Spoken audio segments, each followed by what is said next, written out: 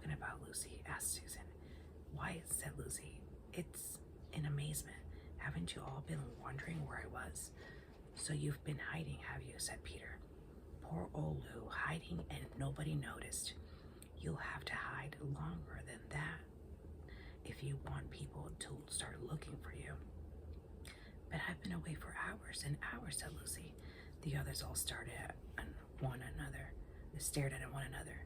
"Batty," said Edmund, tapping his head. "Quiet, Batty." What do you mean, Lou?" asked Peter. "What I said," answered Lucy. "It was just far after breakfast when I went into the wardrobe, and I've been away for hours and hours, and I had tea, and all sorts of things have happened." "Don't be silly, Lucy," said Susan. "We've only just come out of that room a moment ago, and you were there then." "She's not being silly at all," said Peter. "She's just making up a story for fun, aren't you, Lou?" "And why shouldn't she?" "No, Peter, I'm not," she said. It's a magic wardrobe. There's wood inside it, and it's snowing, and there's a faun and a witch, and it's called Narnia. Come and see." And others did not know what to think, but Lucy was so excited that they all went back into the room. She rushed ahead of them, flung open the door of the wardrobe, and cried, "Now go in and see for yourselves." "Why, you goose," said Susan, putting her hand inside and pulling the fur coats apart. "It's just an ordinary wardrobe. Look, there's a back of it." Then everyone looked in and pulled the coats apart, and they all saw Lucy herself saw a perfectly ordinary wardrobe. There was no wood and no snow, only the back of the wardrobe with hooks on it. Peter went in and rapped his knuckles on it and made sure that it was solid. "A jolly good hoax, Lou," he said, as he came out again. "You have really taken us in, I must admit. We have believed you." "But it wasn't a hoax at all," said Lucy. "Really and truly. It was all a different moment ago. Honestly, it was, I promise." "Come, Lou," said Peter. That's going a bit far. You've had your joke. Hadn't you better drop it now?" Lucy grew very red in the face and tried to say something, though she hardly knew what she was trying to say, and burst into tears. For the next few days, she was very miserable. She could have made it up with the other quite easily at any moment, if she could have brought herself to say that the whole thing was only a story made up for fun. But Lucy was a very truthful girl, and she knew that she was really in the right, and she could not bring herself to say this. The others who thought she was telling a lie, and silly lie too, made her very unhappy.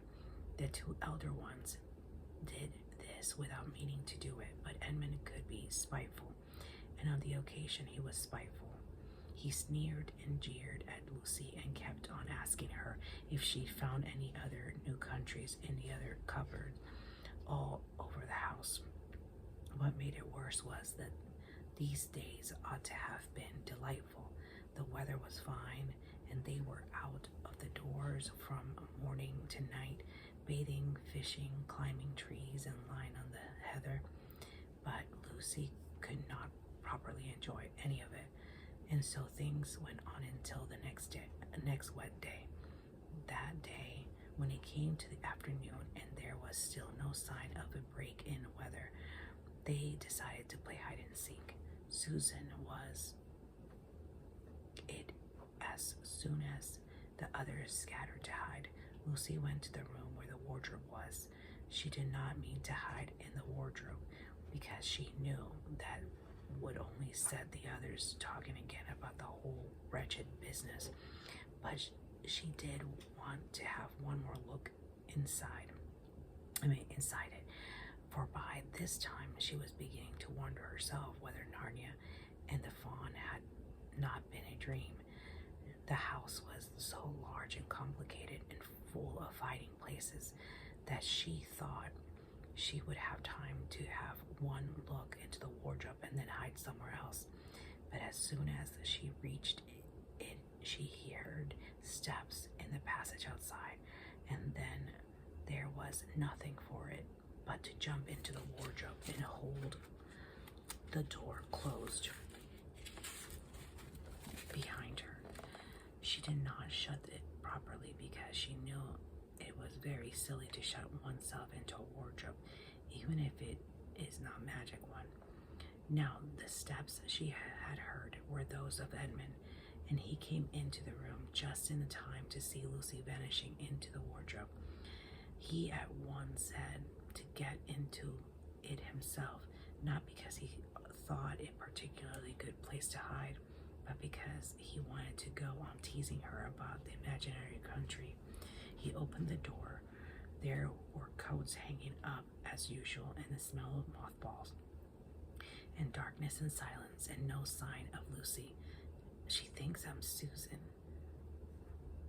Come to catch her, said Edmund to himself, and so she's keeping very quiet at the back. He jumped in and shut the door, forgetting what a very foolish thing this is to do. Then he began feeling about it for Lucy in the dark.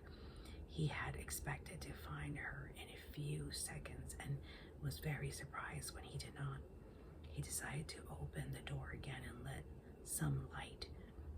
in some light, but he could not find the door either. He didn't like this at all and began groping wildly in every direction.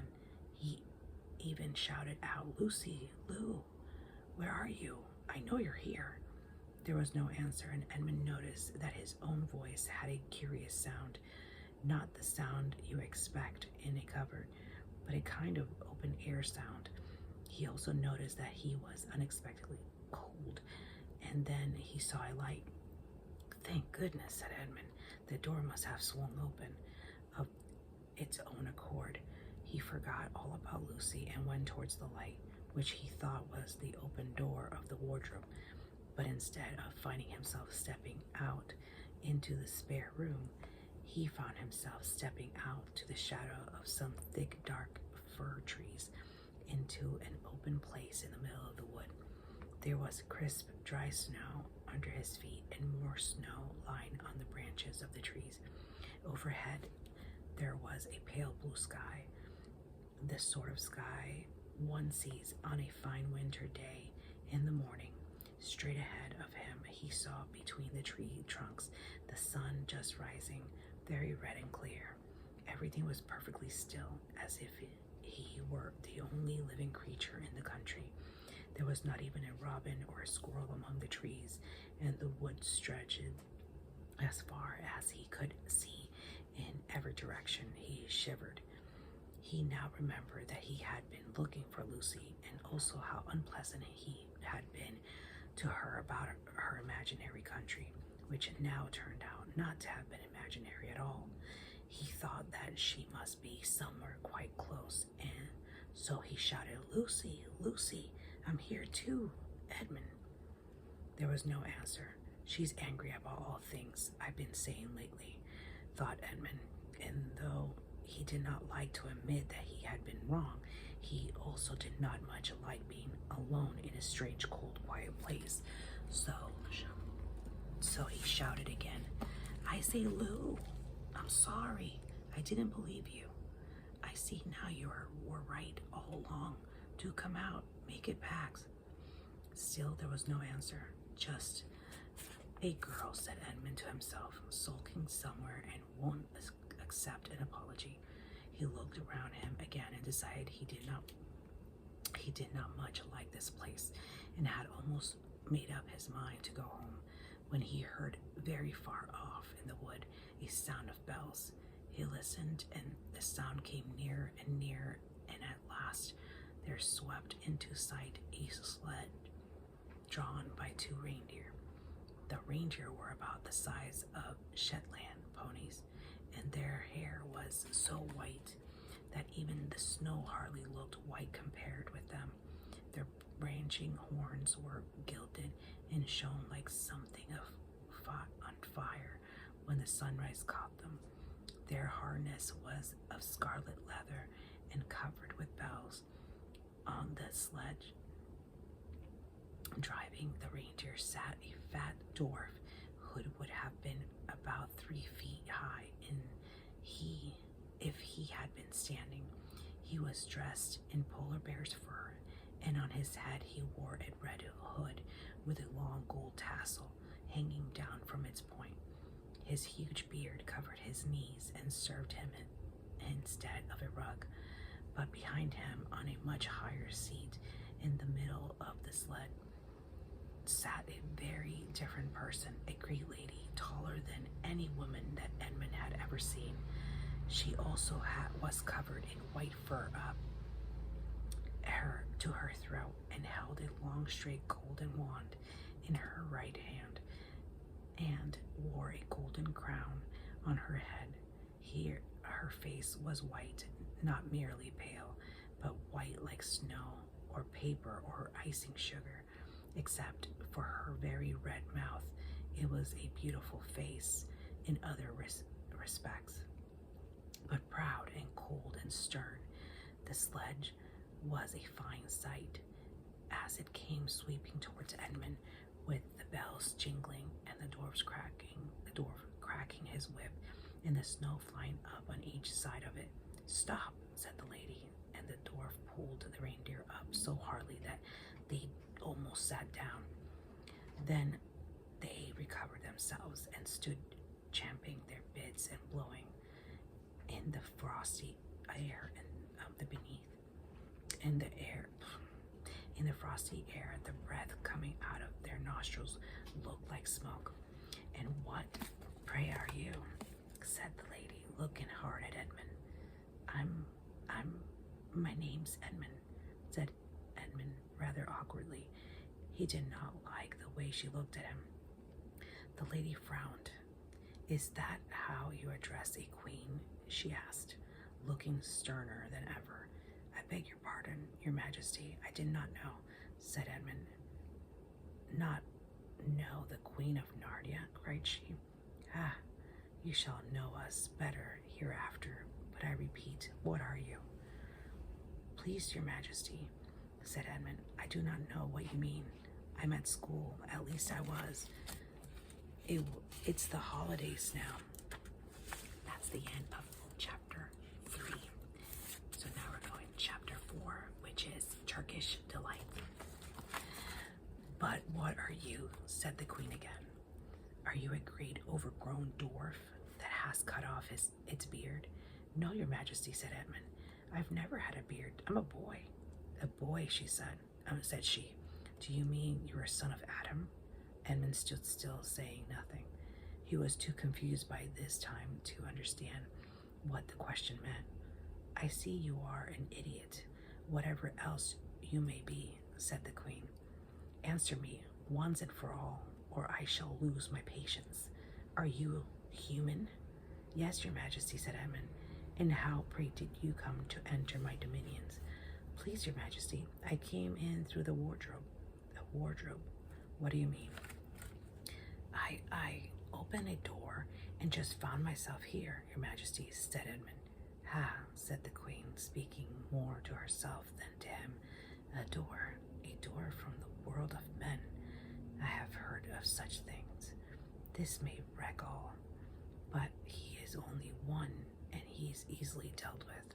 As she spoke these words, she rose from her seat and looked Edmund full in the face, her eyes flaming. At the same moment, she raised her wand. Edmund felt sure that she was going to do something dreadful, but he seemed unable to move. Then, just as he gave himself up for lost, she appeared to change her mind. "My poor child," she said in quite a different voice, "how cold you look. Come and sit with me here on the sledge, and I will put on my mantle around you, and we will talk." Edmund did not like this arrangement at all, but he dared not disobey. He stepped on the sledge and sat at her feet, and she put a fold of her fur mantle around him and tucked it well in. Perhaps something hot to drink, said the queen. Should you like that? Yes, please, your majesty, said Edmund, whose teeth were chattering. The queen took from somewhere among her wrappings a very small bottle which looked as if it were made of copper. Then, holding it out her arm, she let one drop fall into it on the snow beside the sleigh.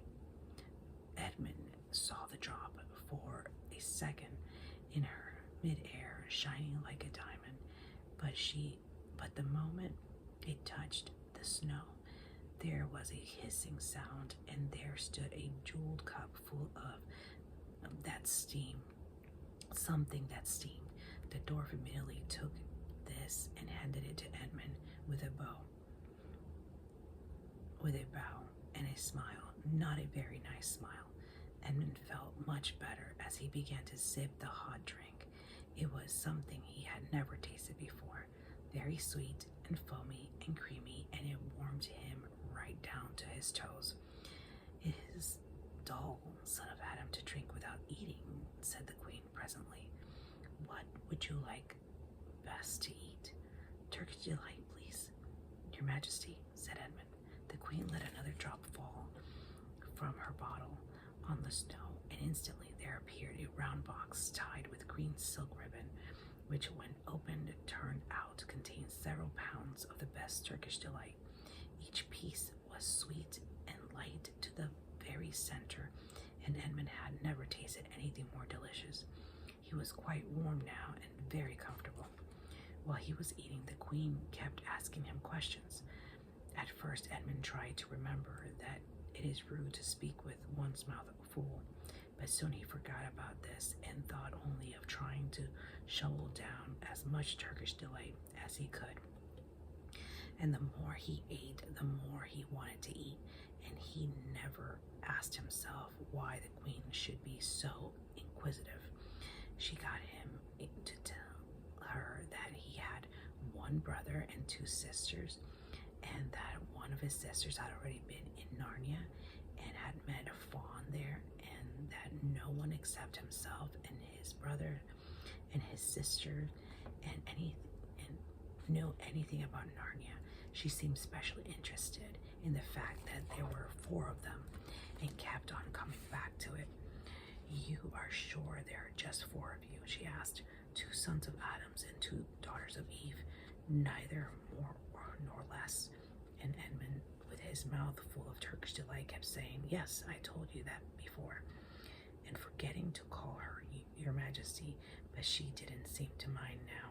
At last, the Turkish delight was all finished, and Edmund was looking very hard at the empty box and wishing that she would have asked him whether he would like some more. Probably the queen knew quite well what he was thinking, for she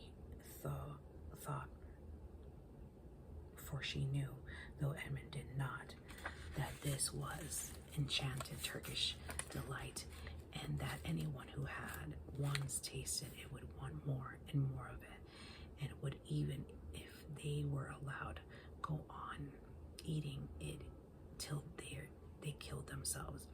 But she did not offer him any more. Instead, she said to him, son of Adam, I should so much like to see your brother and your 2 sisters. Will you bring them to me? I'll try, said Edmund, still looking at the empty box, because if you did come again, bringing them with you, of course, I'd be able to give you some more Turkish delight. I can't do it now. The magic will only work once in my own house. It would be another matter.